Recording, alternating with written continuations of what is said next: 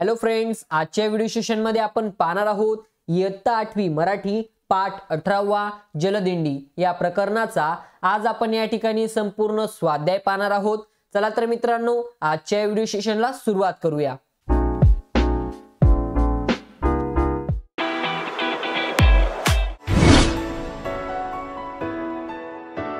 अभ्यास तुमचा साथ आमची स्टडी विथ संदीप सर या आपल्या YouTube चॅनल मध्ये मी आपल्या सर्वांचं स्वागत करतो।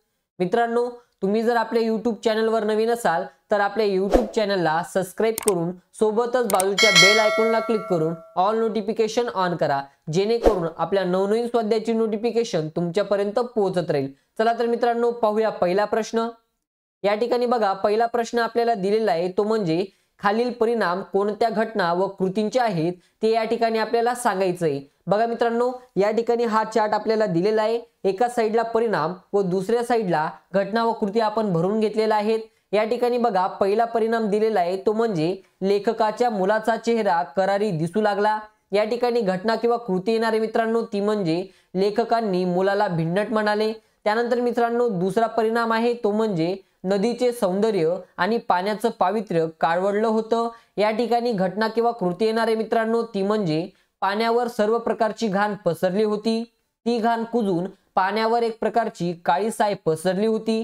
त्यानंतर मित्रांनो, तिसरा परिणाम येणार आहे ते म्हणजे इतर लोक आपली घृणा विसरले। या ठिकाणी घटना किंवा कृती येणार आहे मित्रांनो ती म्हणजे डोळ्यासमोरची जलपर्णी आणि तरंगता कचरा सगळ्यांनी बाहेर काढला।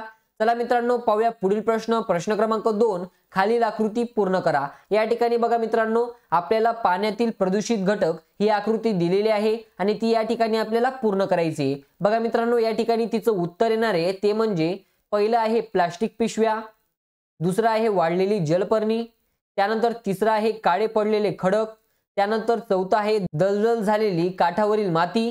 चला मित्रांनो, पाहूया पुढील प्रश्न। प्रश्न क्रमांक 3, लेखकाच्या मते भूतकाळातील केलेली चूक कशी सुधारायला हवी होती या संबंधाच्या घटनाक्रमाचा ओघ तक्ता या ठिकाणी आपल्याला बनवायचा आहे। चला मित्रांनो, पाहूया याचं उत्तर। या ठिकाणी बघा मित्रांनो, पहिले येणारे ते म्हणजे नदी काठचा विशिष्ट रुंदीचा पट्टा वनराईसाठी राखणे, त्यानंतर सांडपाणी शुद्ध होऊन मिळालेले पाणी झाडाझुडपांना देणे, त्यानंतर मित्रांनो ते पाणी झाडांसाठी खतपाणी होते त्यामुळे झाड फोपावते, त्यानंतर मित्रांनो नदी पात्रातून येत शहरात शुद्ध हवा पसरवणे। चला मित्रांनो, पाहूया पुढील प्रश्न। प्रश्न क्रमांक 4, पालखी सोहळा या शब्दातील अक्षरांपासून पालखी व सोहळा हे शब्द सोडून 4 अर्थपूर्ण शब्द तयार करा। या ठिकाणी बघा मित्रांनो, ते शब्द आपण तयार केलेले आहेत।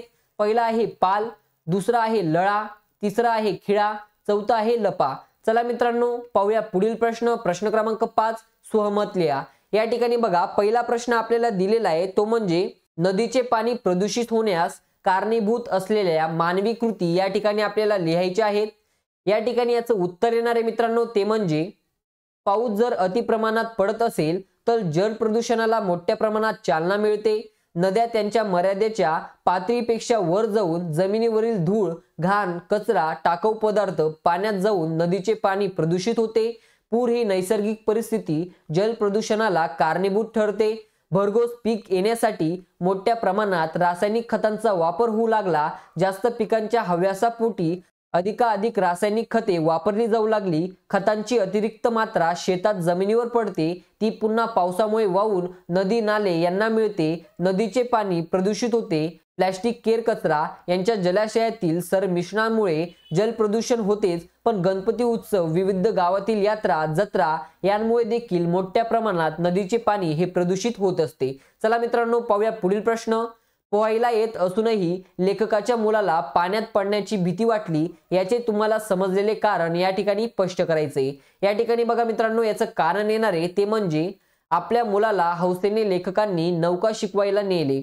होडी चालू झाली आणि होडीचा वेग वाढला तेव्हा ती नौका हेलकावे खाऊ लागली। होडी पलटी होऊन आपण पडू की काय असे त्या मुलाला वाटू लागले। या क्षणी तो मुलगा घाबरला। लेखकांना वाटले की तो पाण्यात बुडायला घाबरत नव्हता। लेखकांचा मुलगा पट्टीचा पोहणारा होता।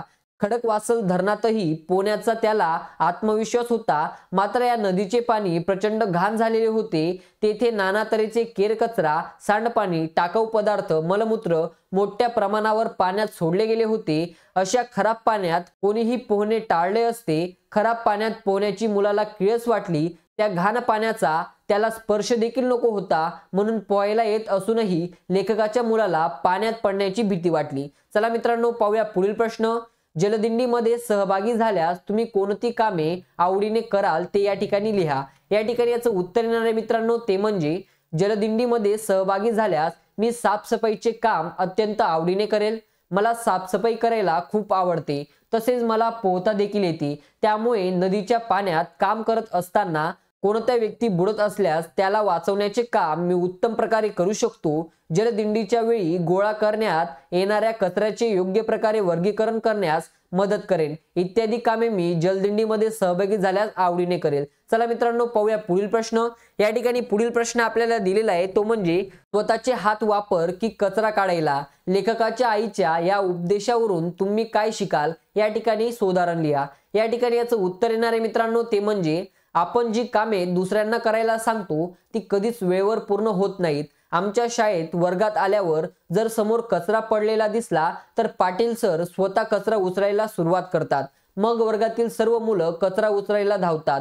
अशा प्रकारे कोणालाही उपदेश न करता पाटील सर सर्व काम करून घेतात। म्हणून लेखकाच्या आईचा उपदेश मला खूप पटतो। बोलण्यापेक्षा कृतीचा प्रभाव जास्त पडतो, हेच खरे। बघा मित्रांनो, या ठिकाणी जो काही आपला आजचा प्रकरणाचा स्वाध्याय होता जलदिंडी, या प्रकरणाचा आज आपण या ठिकाणी संपूर्ण स्वाध्याय कंप्लीट केलेला आहे।